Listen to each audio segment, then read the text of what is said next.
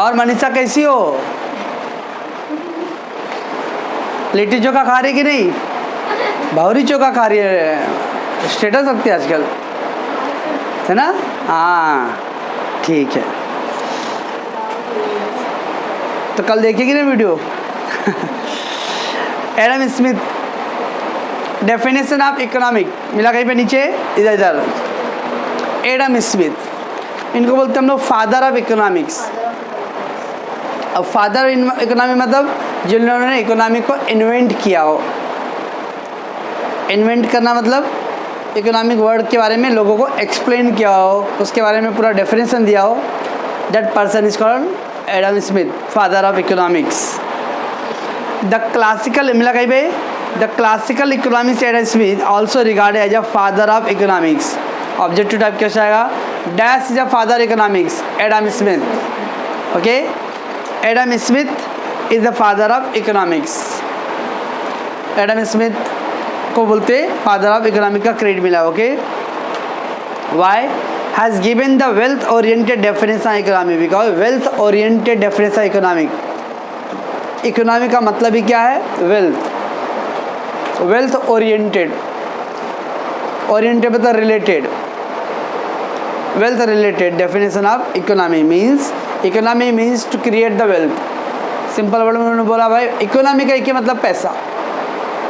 How to create the wealth, how to create the assets, कैसे आप property create करते हो, कैसे पैसे अर्न करना है, that is all about the economics. Okay, so he have given the definition of wealth oriented definition of economics. बस यहाँ तक टिक कर दो, ठीक है। तो what is the classical economy? There is two part economy, non classical and classical. Classical economy मतलब traditional economics. Classical economy means मतलब क्लासिकल डांस, क्लासिकल म्यूजिक। क्या होता है क्लासिकल डांस? कथक, ओके ना।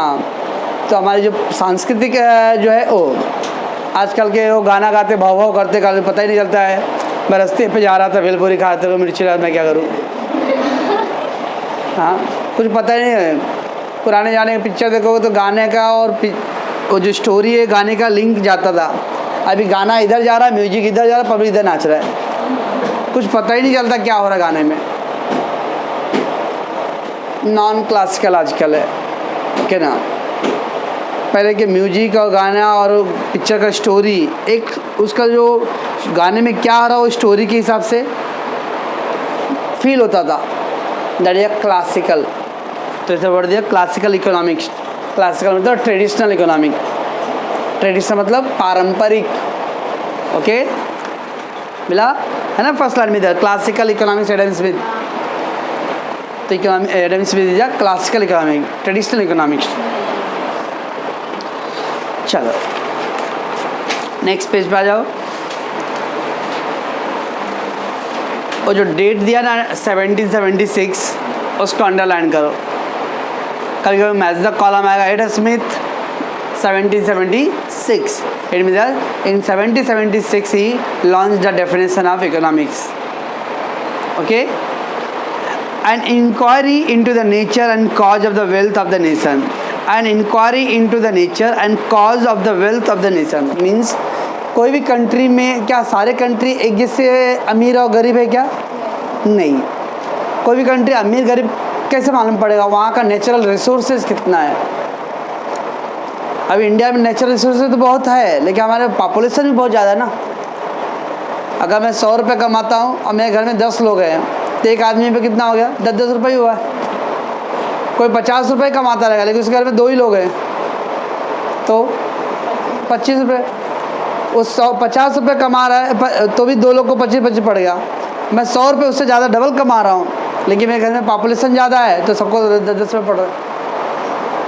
सो we have a natural resource more, but problem क्या है? We have a huge amount of population. Okay now, so he said that the inquiry of nature and the cause of wealth of the nation. Nature मतलब natural resources. Inquiry करना मतलब we have to study the natural resources and what is the reason behind the wealth of the nation. अब wealth कहीं पे कम है कभी कभी natural resource से ज़्यादा है लेकिन वेल्थ कम है। क्यों? क्योंकि आपने नेचुरल रिसोर्स का ज़्यादा प्रॉपर यूज़ नहीं किया रहेगा। कहीं कहीं वेल्थ पहले नेचुरल रिसोर्स से पहले ज़्यादा था लेकिन फिर भी गरीब होते जा रहा है, क्योंकि नेचुरल रिसोर्स का क्या हुआ रहेगा? मिसयूज़ हुआ रहेगा। मिसयूज़ मतलब वेस्टेज। अब ब्रिटिश लोग आए रहेंगे, चोर लोग, तो बोलते पहले इंडिया सोने की चिड़िया थी। ये ब्रिटिश लोग आए रहेंगे, बहुत सारे रिसोर्स को लेके गए रहेंगे, तो सब हमारा मिसयूज़ हो गया।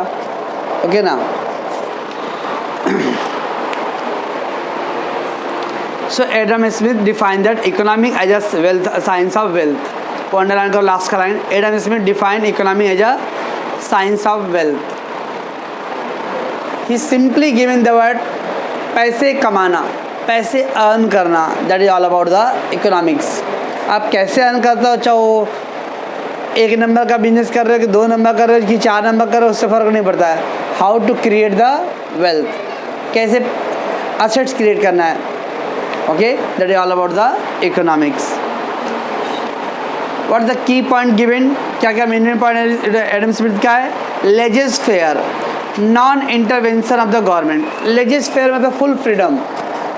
लेजिस फेयर मतलब फुल फ्रीडम, पूरी आज़ादी, जिसमें गवर्नमेंट का कोई कंट्रोल नहीं होना चाहिए। जैसे अमेरिका, वहाँ गवर्नमेंट का कोई कंट्रोल नहीं है, लोग अपने हिसाब से बिजनेस करते हैं। हाँ, लेकिन इसका मतलब नहीं है अगर इंडिया में ऐसा देंगे सर गवर्नमेंट का कोई कंट्रोल नहीं है, तो हमारे देश में ऐसे लोग हैं कि चोरी वोरी करेंगे, जो करना है, गवर्नमेंट का कोई कंट्रोल नहीं भाई। वहाँ पे गवर्नमेंट का कंट्रोल नहीं है, फिर भी वहाँ पे लोग टाइम पे टैक्स भरते हैं, हर चीज़ डिसिप्लिन का। मान लो अभी इंडिया में रोड पे सिग्नल होता था तो लोग सिग्नल को वैल्यू देते नहीं है, अगर सिग्नल ना रहे तो और भी वैल्यू नहीं देंगे, फिर जहाँ तक वहाँ ठोकते हो जाएंगे। देखिए वहाँ पे ऐसा ट्रैफिक हवलदार नहीं रहते, फिर भी आ रहे लोग इंडिकेटर पे देखते हैं कि सिग्नल है तो मुझे रुकना है, क्योंकि वहाँ पे वेल एजुकेटेड लोग हैं और इंसान रहते हैं। हमारे देश में आधे ज़्यादा जानवर रहते हैं। सर ऐसा बोलोगे क्या? हो सकता मैं भी उसमें हूँ, तो ऐसा ही है। सऊदी अरेबिया, रास्ते में कुछ गिरा रहेगा तो कोई उठाएगा नहीं, इतनी हिम्मत नहीं किसी को उठाएगा वहाँ पे, क्योंकि उठा लिए ना तो वहाँ पे ऐसा कड़ा कानून है, आँख के बदले आँख और नाक के बदले नाक। और चोरी वोरी किए जा रहे हो लोग के इधर बड़ा खुला मैदान ओपन है, वहाँ बांध के टांगते हैं, फिर जो आएंगे उतने कोड़े मारते रहेंगे। मैं तो सोचता ऐसा कानून इंडिया में आ जाए, सब सुधर जाएंगे एक लाइन में, ठीक है ना? Laissez faire, non intervention of the government. Non intervention मतलब गवर्नमेंट का कोई रोल नहीं रहना चाहिए। Let them do the work. आप अपने हिसाब, मैं उमेश है, मुझे काम करना है, रोजी रोटी कमाना है, मैं अपने हिसाब से डिसाइड करूँ, गवर्नमेंट कौन होता भाई? That is called laissez faire. Okay, and the capital and the wealth accumulation. Yes, accumulate करना, 2 पैसे कमा के थोड़ा जमा करना। एक्युमुलेट मतलब गैदरिंग, संचय, धन संचयित करना, सेविंग्स। एक्युमुलेशन मतलब savings. Okay, and nature's law in the economic affairs. Nature's law in the economic affairs. Yes, अब natural law, we know the natural law क्या है? फिक्स है। ओके, बट उसका इकोनॉमी पे किस तरह का इम्पैक्ट पड़ता रहेगा। अल्टीमेटली मीनिंग, कोई भी कंट्री में जितना ज़्यादा नेचुरल रिसोर्सेज रहेगा वहाँ पे वेल्थ क्रिएशन ज़्यादा होएगा, प्राकृतिक साधन संपदा ज़्यादा रहेगा। ओके, तो नेचुरल रिसोर्सेज ज़्यादा है तो ऑटोमेटिकली वो उस कंट्री में वेल्थ मोर क्रिएट होगा। लाइक चाइना कितना डेवलप, वहाँ पे भी पॉपुलेशन ज़्यादा है, देखिए हमसे ज़्यादा उनके पास नेचुरल रिसोर्सेज है। ओके ना?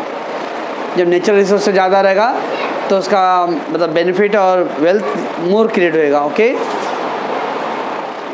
एंड नेक्स्ट है division of labour as an aspect of growth of the theory.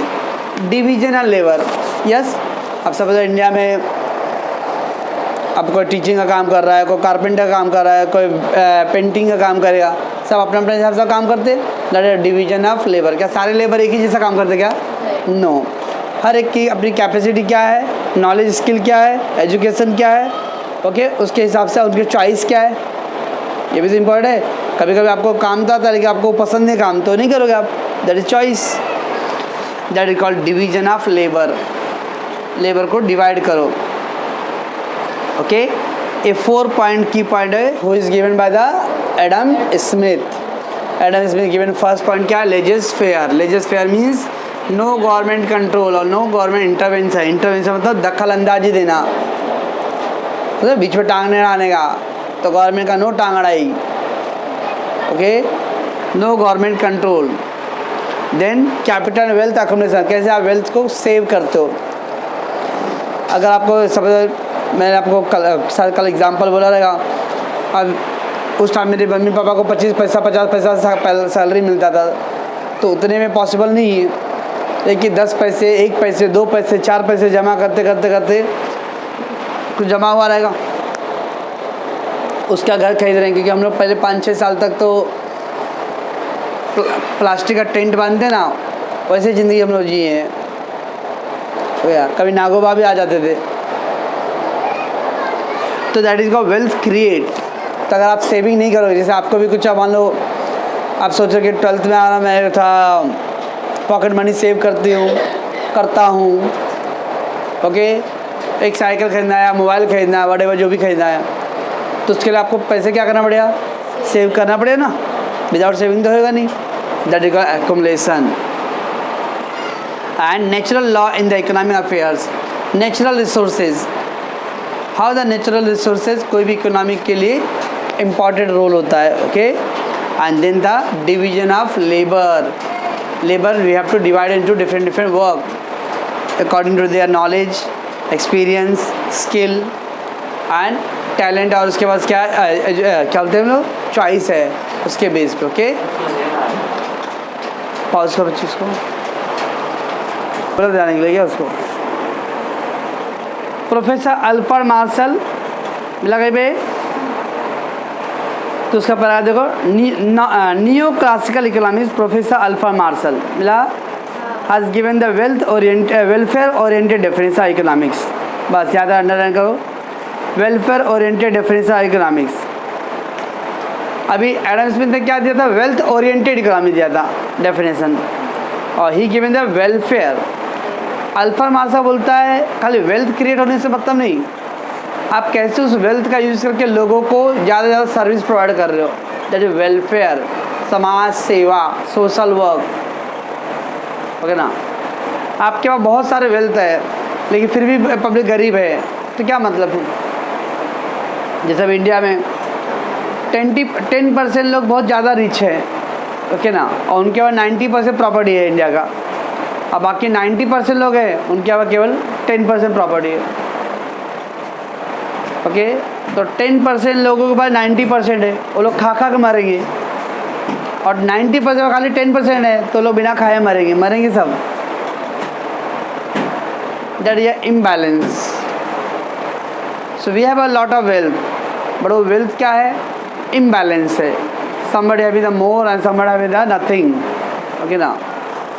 So Alpha Master saying that the economy is not mean only that wealth create करना, खाली पैसे कमाना, पैसे जनरेट करना ही wealth economy नहीं है। वेल्थ के साथ साथ लोगों को वेलफेयर होना चाहिए, समाज सेवा मिलना चाहिए। अभी शहर ले लो, गांव ले लो, नॉर्मली गांव शहरों में आमदनी कंपेरेटिवली गांव के कंपेयर में ज़्यादा है, ओके ना।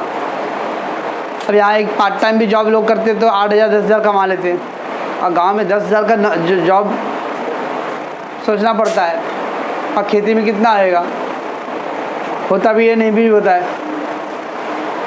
और तो इसका मतलब वेल्थ कम है। स्टिल वहाँ के लोग सुकून से जीते हैं और शांति से, उनको पीसफुल माइंड है उनका। और यहाँ हम कमाते तो हैं लेकिन सुबह से शाम से टेंशन में रहते हैं, कभी सुकून से ज़िंदगी जीते नहीं, वेलफेयर नहीं। हर एक तो बॉम्बे में लोग हैं, डायबिटीज़ के प्रॉब्लम है, बीपी का प्रॉब्लम है, इस सब टू ऑफन, नींद नहीं आता है, गोली खा के सोते हैं शहरों में, है ना। तो ये सारे इश्यूज़ हैं, ओके। तो that is not a aspect of welfare. और अल्फा मार्शल ने डेफिनेशन कभी दिया था 1890 में दिया था, मिला कहीं पे 1819। शुड आई गो? तो एडम स्मिथ है classical economy, he is a new classical economy. New classical मतलब ट्रेडिशनल तो है बट न्यू, मॉडर्न जमाने का दर्ज। न्यू क्लासिकल मतलब मॉडर्न, ठीक है ना। क्लासिकल मतलब ट्रेडिशनल ओल्ड और न्यू क्लासिकल मतलब मॉडर्न। ओके, आज के जाने हे भगवान, पकड़ ले इसको। अल्फा मार्शल का लाइन में न्यू क्लासिकल है ना स्टार्टिंग में ही। ये भारतीय एकदम। चलो हम लोग, तो आपने कितना अंडरलाइन किया? न्यू क्लासिकल इकोनॉमी प्रोफेसर अल्फा Marshall has given by the welfare oriented, मिला बस, वेलफेयर ओरिएंटेड। एडम स्मिथ ने बोला था वेल्थ ओरिएंटेड और मार्शल क्या बोल रहा है? Welfare oriented. एडम स्मिथ का ओनली फोकस था वेल्थ क्रिएट होना चाहिए। अल्फा मार्शल मतलब खाली वेल्थ होने से क्या मतलब, अगर आपकी पब्लिक गरीब है और भूखे है तो, इसलिए लोगों को वेलफेयर प्रोवाइड होना चाहिए। ओके ना। Should I go? देन उसके नीचे का पैरा देखो, economy is the study of mankind in the ordinary business of life, मिला। Economy is the study of mankind in the ordinary business of life. तो what is the meaning? Economy is the mankind, mankind मतलब अरे nature of the people, mankind means the people. Okay, in the ordinary business of life. Ordinary business of life मतलब business के routine work करने के लिए आपको जो भी काम करना पड़ता है ज़िंदगी जीने के लिए, जो भी आप रोजी रोटी कमाते हो, that is called ordinary business. अब कोई जॉब पे जा रहा है, कोई दुकान डाल के रखा है, कोई एक्टिंग करता है, कोई सिंगिंग करता है, कैसे भी, क्या ये सब क्यों कर रहे हैं लोग? दो पैसे कमाने के लिए ना। That is called ordinary course of business. It is examined that the part of individual and social action which is closely connected with the attainment and the use of the material requisite of well-being. What is very important? Attainment and the use of material requisite of well-being. Well-being मतलब एक अच्छा इंसान, एक सभ्य society बनाने के लिए हम लोगों को जितने भी मटेरियल का रिक्वायरमेंट होता है वो सब we have to get that.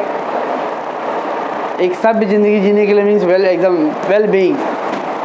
Okay, कोई प्रॉब्लम ना हो। तो जैसे राम राज्य बोलते, राम राज्य मतलब जहाँ पे बोलते थे किसी को कोई तकलीफ नहीं था, चाहे वो अमीर हो गरीब हो, चाहे जिस जाति धर्म का हो, everybody are treated as equal. तो that's also same meaning. Requisite मतलब रिक्वायरमेंट। क्या रिक्वायरमेंट? मटेरियल मतलब थिंग्स। अब बेसिक नीड्स क्या है? रोटी कपड़ा मकान, फूड क्लोथिंग एंड शेल्टर। रोटी कपड़ा मकान, रोटी फूड क्लोथिंग शेल्टर, कपड़ा एंड शेल्टर मतलब मकान। ये तीन हमारे बेसिक नीड्स थे पहले के, अभी 5 हो गए हैं। Food clothing shelter education and health. Today is our 5 that रोटी कपड़ा मकान। वो पुरानी बात था, 30-40 साल पहले रोटी कपड़ा मकान चाहिए था। आज गरीब से गरीब रहा तो भी वो अपने बच्चों को पढ़ाना सोचते हैं। ओके ना। हेल्थ, पहले बुखार उखार आ गया तो हल्दी दूध पी लो, एकदम देसी नुस्खा अपनाते थे। अब थोड़ा ही बुखार आ गया तो डॉक्टर पे भागते हैं, नहीं भागे तो कोरोना बोल देंगे लोग। ओके ना, दैट इज हेल्थ। ये 5 थिंग्स सारे आज के ज़माने में क्या हो गया? बेसिक नीड्स हो गए। तो उसके लिए जो भी रिक्वायरमेंट रहेगा, जो भी मटेरियल चाहिए आपको, that is all about the economics. Okay, तो आप खाली सेकेंड पैरा पर टिक करो। Economy is the study of mankind in the ordinary business of life. याद है, टिक करो पहला ऑर्डिनरी बिजनेस ऑफ लाइफ, पहला हो गया। एंड आगे उसका थर्ड लाइन फोर्थ लाइन में दिया connected with the attainment and the use of the material requisite of wellbeing, मिला। Connected with the attainment and use of the material requisite of wellbeing. Wellbeing मतलब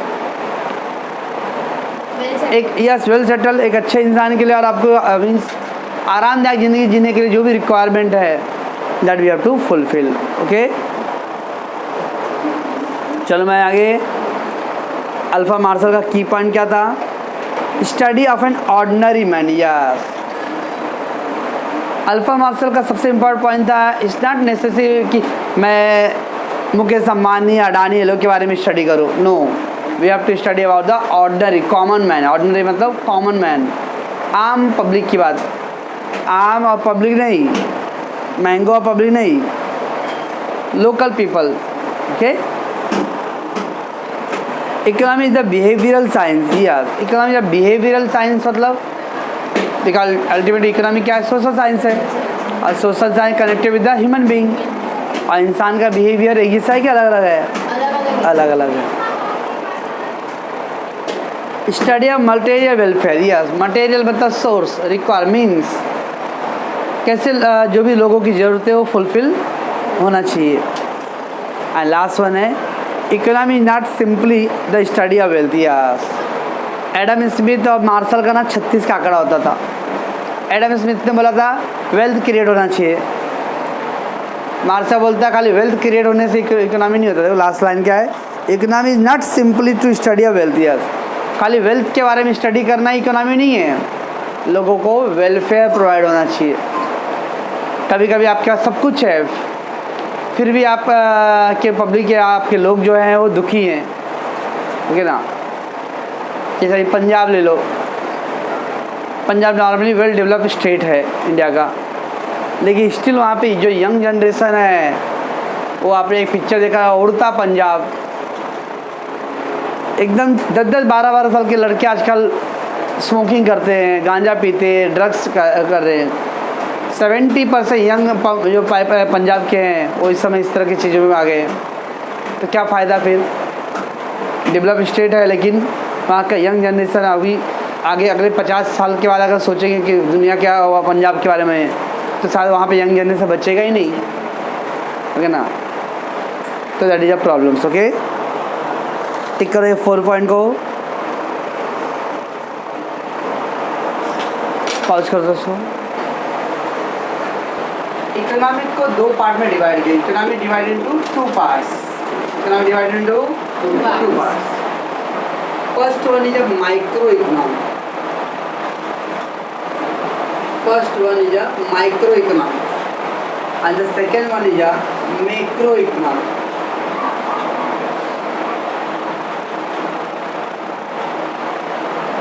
पहला क्या है? Micro economic.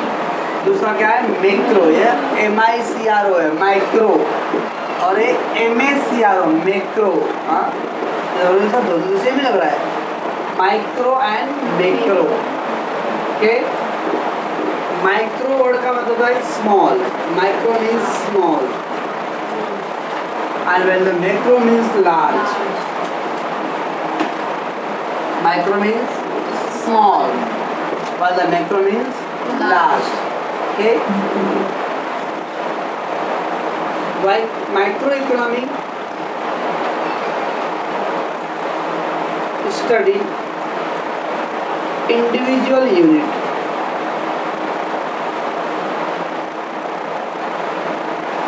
Individual मतलब single. Micro economy जब बात करता है तो we have concern about the 1 person, single. हमारे यहाँ पे इधर 10 बच्चे लोग बैठे हैं, तो I have to know about the each every person. तुम आपका नाम क्या है, आपके पेरेंट्स का नाम क्या है, क्या करते हैं, कहाँ करते हो, all the things about the biodata like that. Each every student के बारे में डिटेल एनालिसिस करता, स्टडी करता हूँ। That is called micro level. In micro economics we have to study about the individual. Individual मतलब सिंगल, वन। 130 करोड़ की आबादी है, हर एक आदमी के बारे में स्टडी करना, that is called micro level. क्योंकि क्या पॉसिबल 130 करोड़ लोगों के बारे में ईच एवरी आदमी के बारे में पूरा डिटेल रखना? Not possible practically. ओके, तो जब हम लोग ग्रुप में पूरा होल पूरा टुगेदर सारे लोगों के बारे में ऐसा ग्रुप में हमें स्टडी करते हैं तो उसको बोलते word macro. Macro, this micro, this is macro. तो micro economic study the individual unit, while the macroeconomics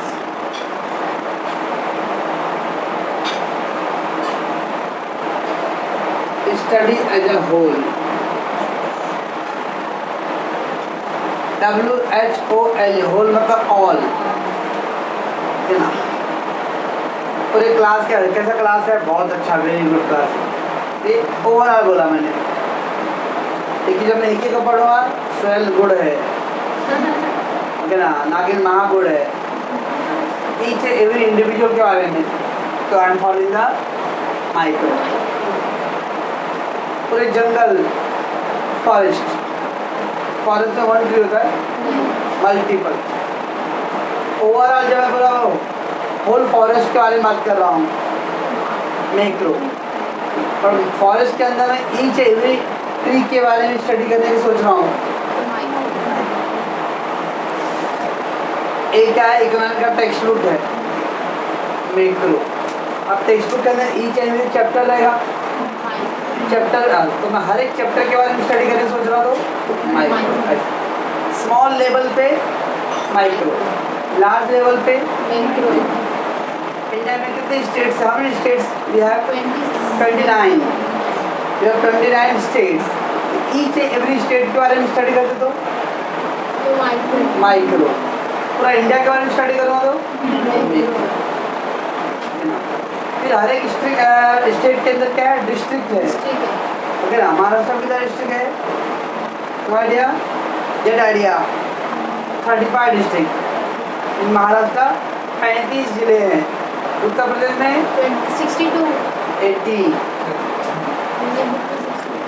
लिखा ना वो, देखो तो 80 डिस्ट्रिक्ट है इन यूपी, सबसे ज़्यादा डिस्ट्रिक्ट के अंदर है।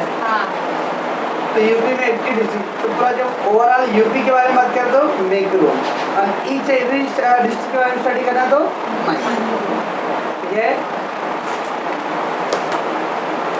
Micro economic study the individual, individual मतलब single unit. Study about single unit. It study about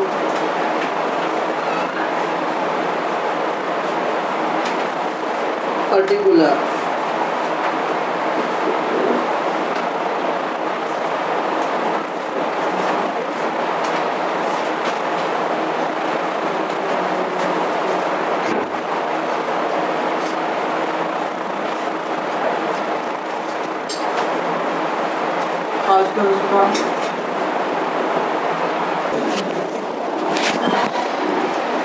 micro economic and macro economics, okay. तो माइक्रो इकोनॉमिक मीन्स स्मॉल और मैक्रो मतलब large. Micro economic study the individual, individual single, okay, while the macroeconomic study the whole, all, overall, aggregate। whole मतलब aggregate। अब जैसे बोलूँगा aggregate percentage कितना है 10th में, 70%, 80%, 60%, तो ये टोटल परसेंटेज। मैं जब हर एक सब्जेक्ट का पूछूंगा तो एक उसमें कितना आया, मतलब सॉरी इंग्लिश में कितना आया, मैथ्स में कितना आया, साइंस में कितना आया, तो क्या बोलते हैं इसको, micro. Each and every subject के बारे में आई एम डिस्कसिंग माइक्रो।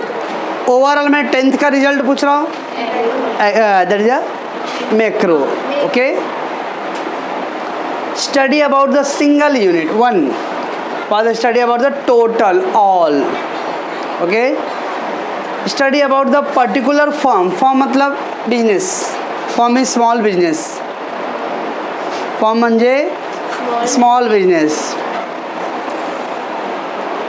तो क्या जितने भी लोग स्मॉल बिजनेस करते हैं सबका बिजनेस का करने का तरीका एक ही जैसा है? नहीं।